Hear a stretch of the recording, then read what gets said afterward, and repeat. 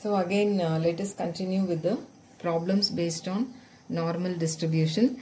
Q1 and Q3 are given. I have told you I have given a list of points to remember. Let me give the point once again. See, always mu minus 0.675 sigma will be equal to Q1 in a normal distribution, and mu plus 0.675 sigma will be equal to Q3. That's all. This is the point you should remember to solve problems of this type. Okay, so mu minus 0.675 sigma is equal to Q1 implies mu minus 0.675 sigma is equal to 47.30. Mu plus 0.675 sigma is equal to Q3 implies mu plus 0.675 sigma is equal to 52.70. Now you add these two equations, these two terms get cancelled, and you get 2 mu is equal to, on adding 100, mu is equal to 100 divided by 2, 50. Now put mu is equal to 50 in any of these equations in say equation 1. Okay. So you get 50 minus 0.675 sigma is equal to 47.30. 50 minus 47.30 is equal to 0.675 sigma, which implies sigma is equal to, the difference here is 2.7 divided by 0.675. The answer is 4. Okay.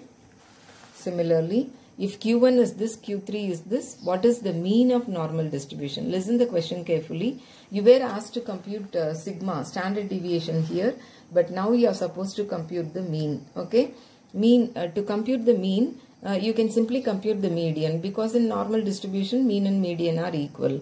What do you know? If our normal distribution is a symmetric distribution, so here 2 times of median will be equal to Q3 plus Q1. Okay, so 2 times of median is equal to 8.64. You can also go with this and just solve for mu. That can also be done. 14.32. So you get 9. So median is equal to 22.96 divided by 2, 11.48, and that is equal to the mean of normal distribution. Okay. Now come to this point. Q1 is given, Q3 is given. Find the mean deviation. Okay, to find the mean deviation you need sigma. Now you have no other go. See, you cannot go by this idea. You should use this idea because only here sigma is involved. Okay, so let us go by this idea.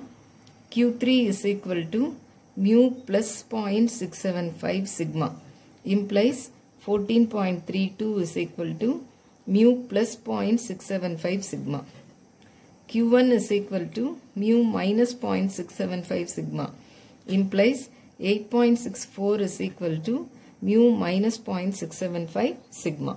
When you add these two equations, you get 2 mu is equal to 22.96, which means mu is equal to 11.48. Okay. Now put mu is equal to 11.48 in one of these equations, say equation 2. If you do that, you get 11.48 minus 8.64 is equal to 0.675 sigma.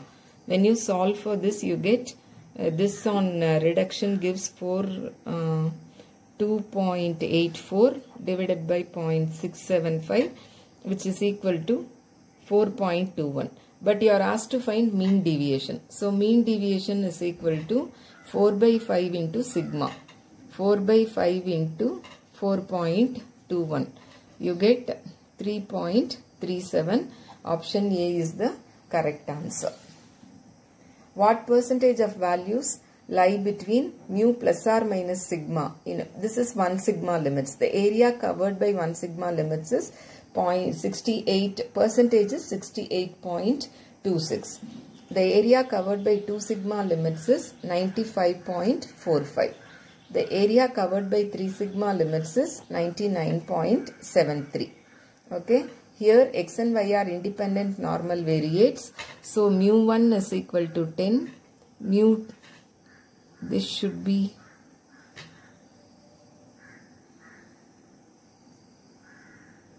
sigma 1 square is equal to 4. Mu2 is equal to 12. Sigma 2 square equal to 16. Okay. Now, what is the distribution of 2x plus y? A1 is equal to 2. A2 is equal to 1. So, normal distribution of 2x plus y follows normal distribution with A1 mu1 plus A2 mu2. A1 square sigma 1 square plus A2 square sigma 2 square. A1 is 2, mu1 is 10 plus mu2 is A2 is 1 and mu2 is 12. A1 square is 4, sigma 1 square is 4, A2 square is 1, sigma 2 square is 16. So you have normal 20 plus 12 32, 16 plus 16 32. Option A is the correct answer. If x and y are normal variates, what is the distribution of x plus y? Normal with 100, 16 is the distribution of x. Mu1 is equal to 100. Sigma 1 square is equal to 16. Y follows normal distribution with 80, 9. Mu2 is equal to 80. Sigma 2 square is equal to 9. What is the distribution of x plus y? Normal distribution with mean mu1 plus mu2 and variance sigma 1 square plus sigma 2 square. So it follows normal distribution with mean mu1 plus mu2 and variance on adding these two you get 25, 180, 25. Option A is the right answer. If mu is equal to 30 and sigma is equal to 5 in a normal distribution, what is the value of this probability? Probability of modulus x minus 30 less than 5 can be written as probability of minus 5 less than x minus 30 less than plus 5. So it is probability of 30 minus 5 less than x less than 30 plus 5. What is 30? See, without using tables, you are supposed to give the answer because no tables will be provided. In that case, this is your mu minus 1 times of 5 is your sigma. Less than x, this is your mu plus 1 times of 5 into sigma. So this is 1 sigma limit. You know 1 sigma limits cover the area of 0.6826. So this is your answer. For a normal distribution of 100 items, Q1 is equal to 73 and sigma is equal to 15. What is the median? Now only Q1 is given. And sigma, now quartile deviation, let us go with this. Quartile deviation is equal to 2 by 3 times of sigma. That is 2 by 3 times of, somehow you should bring Q3 into the picture. Only then you can find median. That is the idea here, right? Q1 is known. When Q3 is also known, you know an equation which relates Q1, Q3 and median. Since Q3 is not known, I am going with quartile deviation, right? 5, 10. So quartile deviation is 10 means what? Q3 minus Q1 divided by 2 is 10. This is the formula for quartile deviation. I don't know the value of Q3. Q1 is 73 by 2 is equal to 10. So Q3 minus 73 is equal to 20, which implies Q3 is equal to 93.